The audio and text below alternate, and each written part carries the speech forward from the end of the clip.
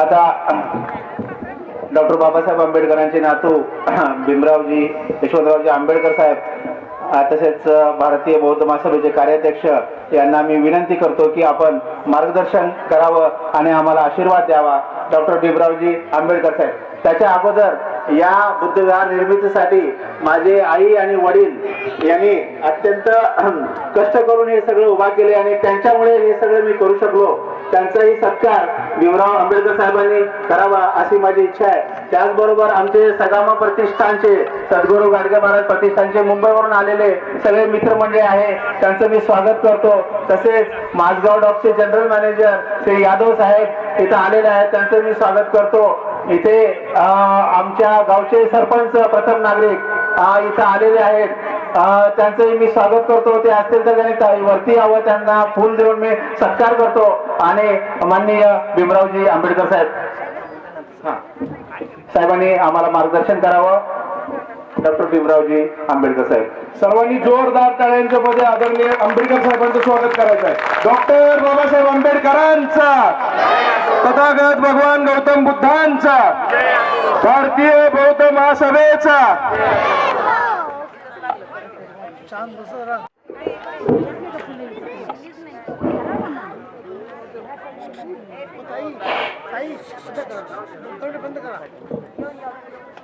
महाकरुणी तथागत भगवान गौतम बुद्ध, विश्वरत्न बौद्धिसत्व संविधानकार डॉक्टर बाबासाहेब आंबेडकर, सम्राटाचे सम्राट सम्राट अशोक, ज्यांनी हा बौद्ध धर्म भारताच्या बाहेर संपूर्ण एशिया देशामध्ये घेतला, त्या सम्राट अशोकांना देखील मी वंदन करतो. प्रज्ञा ज्ञान संस्कृती चॅरिटेबल ट्रस्ट आणि या ट्रस्टच्या माध्यमातून मानदेश मैत्रीय बुद्धविहार कौठुल्ली या बुद्धविहार आटपाटी तालुका आटपाटी जिल्हा सांगली याचं उद्घाटन झालं असं मी जाहीर करतो. त्याचबरोबर भंते निवास सार्वजनिक ग्रंथालय वाचनालय त्याचं लोकार्पण झालं असं मी डिक्लेअर करतो.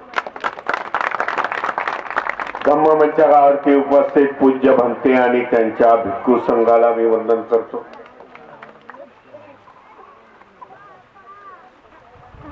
या कार्यक्रमाचे आयोजक डॉक्टर DS सावंत, भारतीय बौद्ध महासभेचे सर्व पदाधिकारी,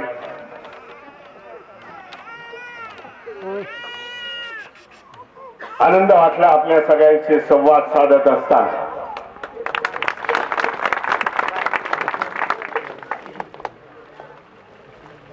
बऱ्याच वेळेला सावंत सर मैं आंबेडकर भवनामध्ये माझ्या ऑफिसमध्ये आहे. त्यांचे मित्र शिर्के साहेब यांना घेऊन, शनक शिर्के यांना घेऊन, मला आठवतं 2दा तारीख दिल्या पण 2दा पोस्टपोन झाल्या. मी बोललो पुढच्या वेळेला. परंतु या वेळेला निश्चय केला मी. सांगली जिल्ह्यामध्ये बराच वेळा आलो, परंतु आटपाटीमध्ये मी कधी आलो नाही.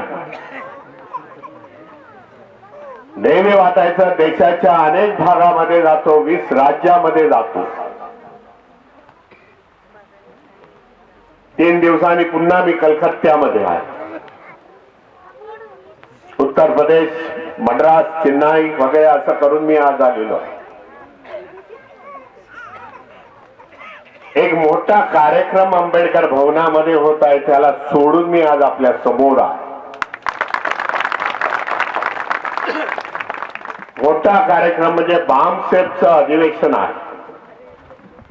जरा गलत झाली माझ्यामधूनच ती नोटिंग करण्यामध्ये. शुभेच्छा राम यांचा तो बामसेफ आहे. देशामधून 500 प्रतिनिधी आले आणि आज सकाळी उद्घाटन होतं. परंतु अनेक मान्यवरती आलेले आहेत, त्यांना सांगितलं त्यांच्याकडून करून घ्या. हे गेले कंटिन्यू 4 एक वेळेला मी उद्घाटन केलेलं आहे. पटनामध्ये अलीकडे केलं. वैशाली नगर मध्ये बामसेफचं अधिवेशन होतं. बिहारचं इलेक्शन जाणलं असेल त्याच्या 10 दिवस आधी. परंतु निश्चित केला होता की आटपाटीमध्ये यावं, जरा तुमच्याशी चर्चा करावी. भारतीय बौद्ध महासभेचा कार्याध्यक्ष असल्यामुळे बुद्ध विहाराचं उद्घाटन मी टाळत नाही. या बुद्ध विहाराच्या माध्यमामधून ह्या येथील परिसराला बौद्ध धम्म आणि समजेल, धम्माचा प्रचार होईल, लोकांची उपस्थिती येईल. नंतरच्या काळामध्ये हा कार्यक्रम झाल्यानंतर येथील बौद्ध महासभा कार्यरत होईल. धम्माचे कार्यक्रमाचं आयोजन होईल. खऱ्या अर्थाने आपण बौद्ध होऊ हा माझा उद्देश होता आणि आज आपली उपस्थिती बघून सफल झाला असं म्हणतो.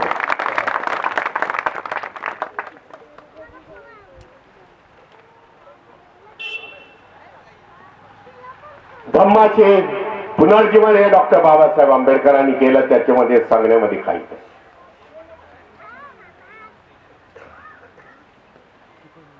परंतु पुनर्जीवन करत असताना बाबासाहेब आपल्यामधून लवकर निघून गेले. कारण स्वतः बाबासाहेब आंबेडकरांनी 14 ऑक्टोबर 1956 नंतर काही पत्रकारांनी बाबासाहेबांना विचारलं की बाबासाहेब आता हे बुद्ध धम्माचं पुनर्जीवन केलं, रिवायवल ऑफ द बुद्धिझम ज्याला म्हणतात, आता तुमचं उद्दिष्ट काय आहे, असं बाबासाहेबांना खोडसाळपणे विचारणारे काही पत्रकार त्या काळामध्ये. त्या बाबासाहेबांनी उत्तर त्यांना दिलेलं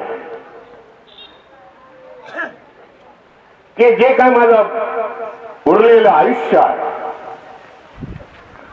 ते बुद्ध धम्माच्या प्रचार आणि प्रसारासाठी मी वापरेन. धम्माचा प्रचार देशामध्ये जाऊन करेन. परंतु दुर्दैवाने बाबासाहेबांचं महापरिनिर्वाण हे 1.5 महिन्यामध्ये.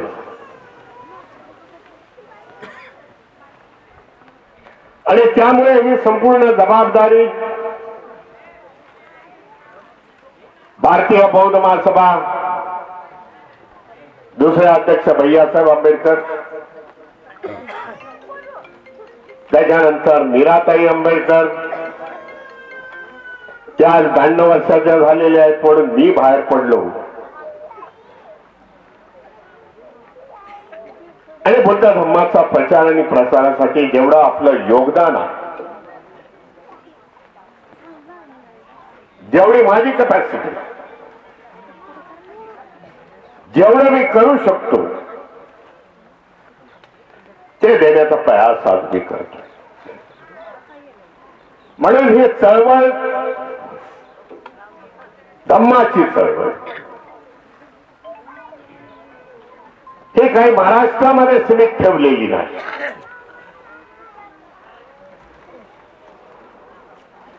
तर महाराष्ट्राच्या बरोबर आज 20 राज्यामध्ये भारतीय बौद्ध महासभा आहे आणि त्या 20 राज्यामध्ये धम्माची चळवळ ही जोरदार चालली.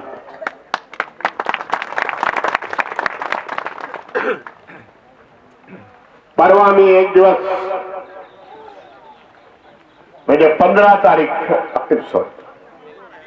कालचा एक दिवस सोडून मी मद्रासमध्ये होतो, चेन्नईमध्ये होतो, तामिळनाडूमध्ये. 2 दिवसामध्ये धम्माचे कार्यक्रमाचं आयोजन केलं होतं. माझ्या पेजवरती बघाल तर आपल्याला दिसून.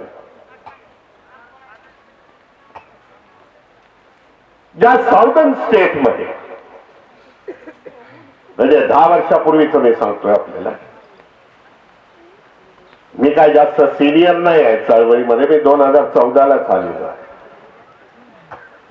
परंतु त्यावेळेला जो साऊदर्न स्टेट बघत होतो, म्हणजे तामिळनाडू असेल, आंध्र प्रदेश, केरळ, तेलंगणा, कर्नाटका, त्यावेळेचे स्टेट आणि आज वेळेचे ज्याच्यामध्ये कमालीचा फरक मला जाणवला. पूर्वी हे स्टेट मध्ये आपले लोक हे फक्त राजकीय याचा विचार करत होते, राजकीय पक्ष कसे, बाबासाहेबांची राजकीय मुवमेंट कशी चालली. परंतु ह्या वेळेस मला जरा जे जाणवलं की लोक धम्माच्या वाटेवरती, तेथील देखील लोक धम्माच्या वाटेवरती येतात. भगवान गौतम बुद्धाच्या प्रतिमा लावतात, ते शरण पंचशील म्हणतात. अशा प्रकारच्या पताका घालून म्हणजे पंचशिलेच्या पट्ट्या घालून ते आपल्या समोर आपल्या बसतात. हा मला चेंज वाटतो. बरं, हे देशामध्ये आपल्यासाठी सगळ्यात चांगली गोष्ट आहे की लोक जे शेड्यूल कास्ट आहे, शेड्यूल ट्राईब आहे, ओबीसी समाजाचे लोक आहेत, ते मोठ्या संख्येने आज आपल्याकडे धर्मांतरित होत.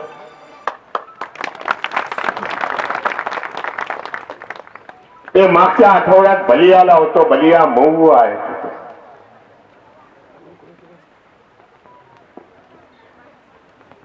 बलियाचा कार्यक्रम झाल्यानंतर प्रयागराजचा कार्यक्रम आमचा होऊन दिला नाही. मोठं शहर आहे प्रयाग, कुंभमेळा वगैरे जाणलं असेल आता 2-3 महिन्यापूर्वी झालं.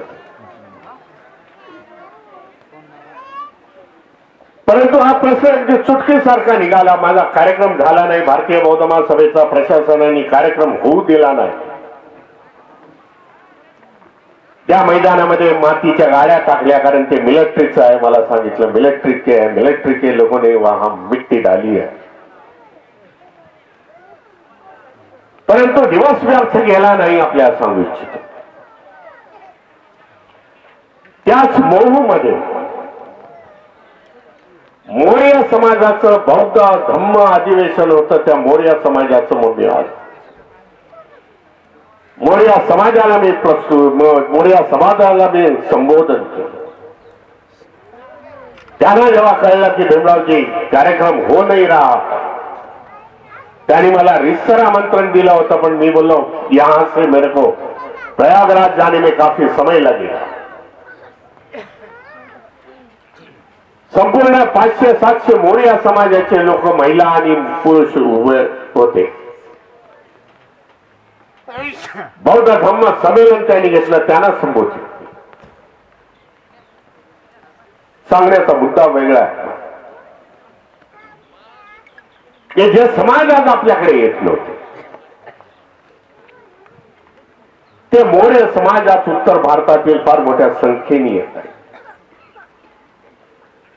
चांगल्या संख्येत आहेत. बौद्धांची संख्या वाढते देशामध्ये. उत्तर भारतामध्ये सांगू इच्छितो, बुद्ध चरित्र हे संध्याकाळचे कार्यक्रम होतात. तिथे कोणी जाणत असतील आपण. बुद्ध चरित्र हे महिनाभर चालतात. भगवान बुद्धाच्या जन्मापासून सुरू होतो. 8-8:30 कार्यक्रम सुरू होतो. थंडीच्या दिवसामध्ये देखील ते 11 वाजेपर्यंत बसतात. परत दुसऱ्या दिवशी तिथून सुरुवात होते.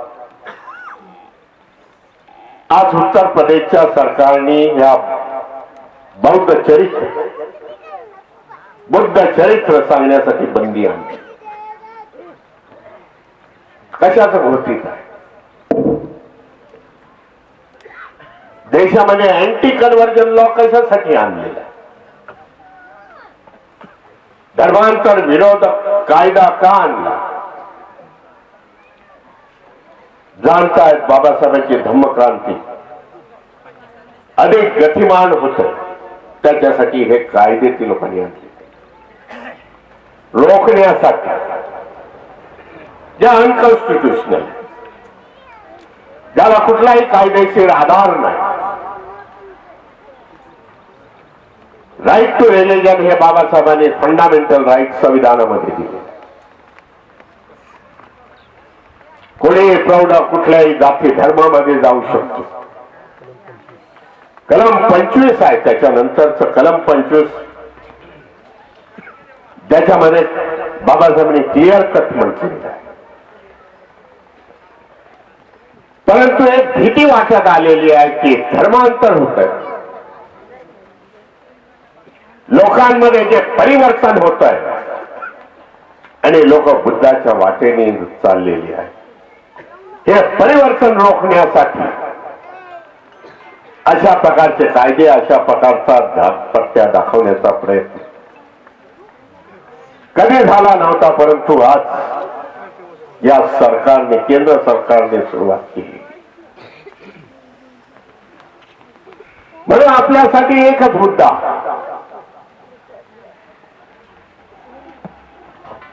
धम्माच्या चळवळीमधून, धम्माच्या क्रांतीमधून, धम्माच्या पंचशिलेच्या झेंड्याखाली एकत्र येणे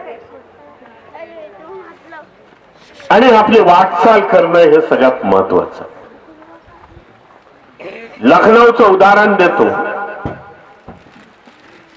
लखनौमध्ये मोठ्या संख्येने कार्यक्रम झाला.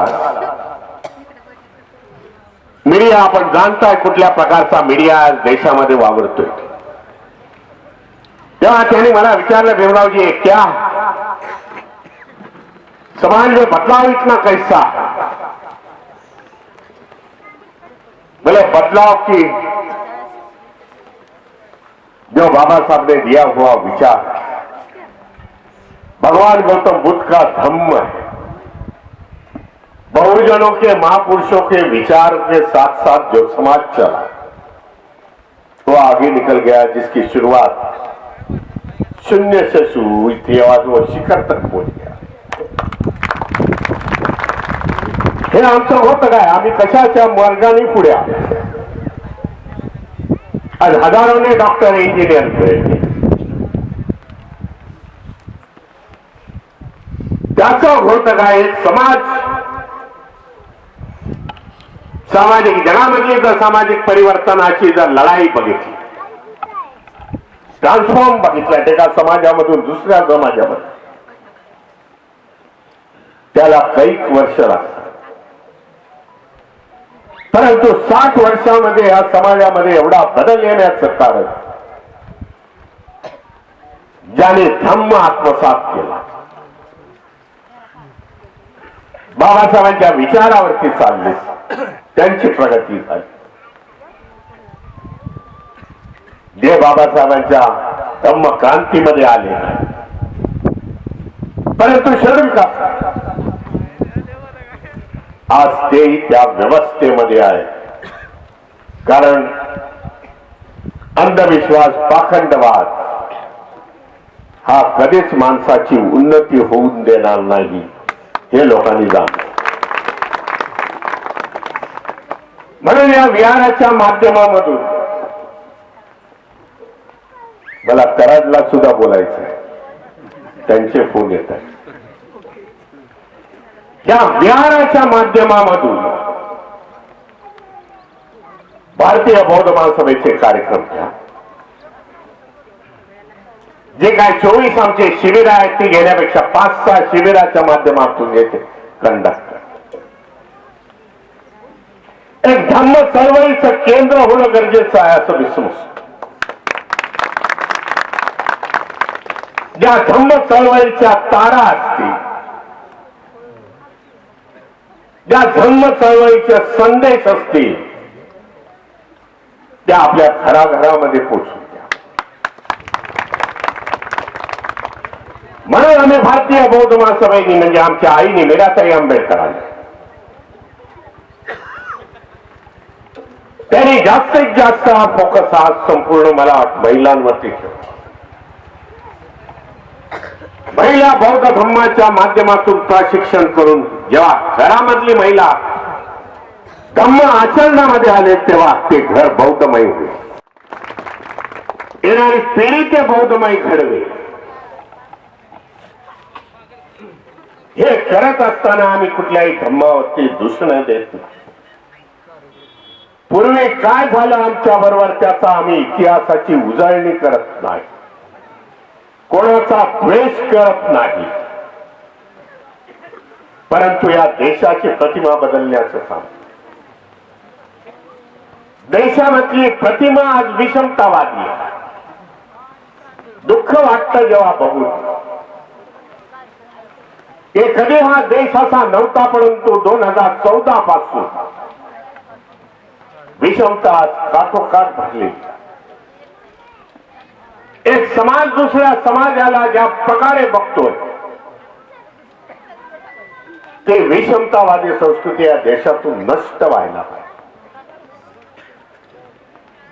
समतेचा, न्यायाचा, करुणेचा संदेश या देशामध्ये जायला. मायनॉरिटीज आहे, मायनॉरिटी आज घाबरलेली आहे. हे बदलण्याचं काम आपल्या आम्हाला सगळ्यांना करावं लागेल. आणि या बदलण्यासाठी या देशामध्ये संविधानाचा अंमल राहणं गरजेचं आहे. संविधान आहे म्हणून हा देश एकसंघ आहे, परंतु काही आमच्या भावांना त्याच्यातलं समजत नाही. हे कुठली वर्चस्वाची या देशामध्ये लढाई नाही, तर संविधानाचं योगदान आहे, डॉक्टर बाबासाहेब आंबेडकरांचं योगदान आहे. या देशामध्ये अनेक जाती, धर्म आहेत, पंथ आहेत, अनेक संस्कृती आहेत, अनेक भाषा आहेत. या सगळ्याला बांधण्याचं काम संविधानाच्या माध्यमातून बाबासाहेबांनी. हे जर उद्ध्वस्त करत असाल तुम्ही, तर देश एकसंघ राहू शकत नाही. देशाची निर्मिती झाली याचा विचार घेणं गरजेचं आहे. देशाचा निर्मितीत मी स्वातंत्र्य म्हणतो. 15 ऑगस्टला स्वातंत्र्य मिळालं 1947 ला. 14 ला पाकिस्तानाचं स्वातंत्र्य, पाकिस्तान देशात स्वातंत्र्य झाला. तो संपूर्ण धर्माच्या आधारावरती स्वातंत्र्य झाला.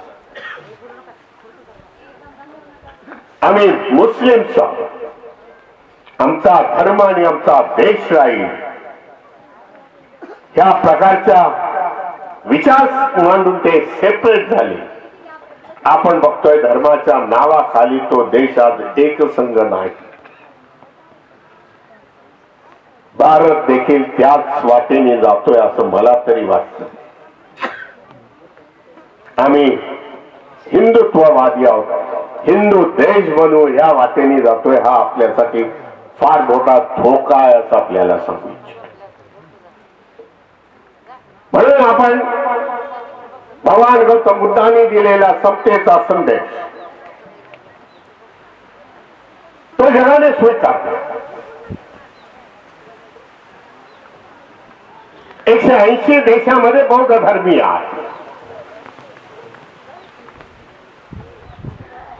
जगाने स्वीकारलं ह्याच्यासाठी मी सांगतो.